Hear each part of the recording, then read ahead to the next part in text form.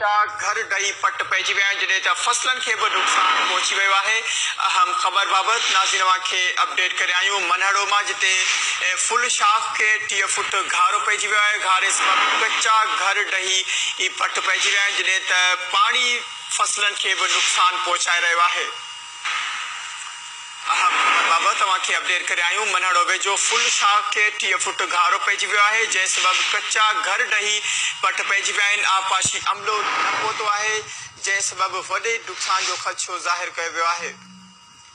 मनहड़ो वेझो फुल शाख खे 30 फुट घारो पइजी वियो आहे, कचा घर डही पट पइजी विया आहिनि। आबपाशी अमलो वाक़े वारे हंधि न पहुतो आहे।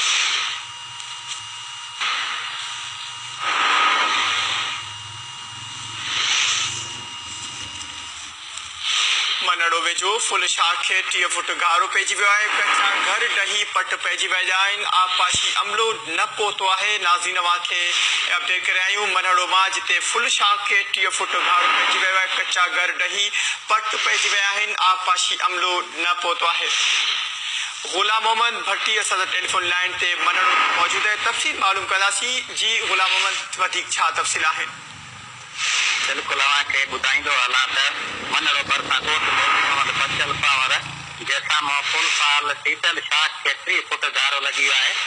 घारो पवण सबबि पाणी ॻोठ में दाख़िल थी वियो आहे, जंहिं सबबि कचा घर डही पट पइजी विया आहिनि। ॻोठाणा पंहिंजी मदद पाण त घारो बंदि करण में मसरूफ़ आहिनि, जॾहिं त घोर निंड सुतल आहे। ॻोठाणा गुलाम नबी पावर, गुलाम कादर मल्ला, वज़ीर मल्ला, रुस्तम पावर ऐं जन मीडिया अॻियां ॿुधायो त हिकु त असां बरसाति जे पाणी में ॿुॾी रहिया आहियूं, वरी ॿिए तरफ़ फुल साल शीतल शाख खे लॻल घर वेतर खे ॿोड़े छॾियो आहे, मगर इंतज़ामिया लापता आहे। मुतासिरनि मसवारनि खां मुतालबो कंदे घुर कई आहे त फौरी तौर ॻोठ मां पाणी निकाले करे असांजी माली सहायता कई वञे। जी गुलाम मोहम्मद भट्टी अपडेट कंदे अव्हां जी वॾी महिरबानी।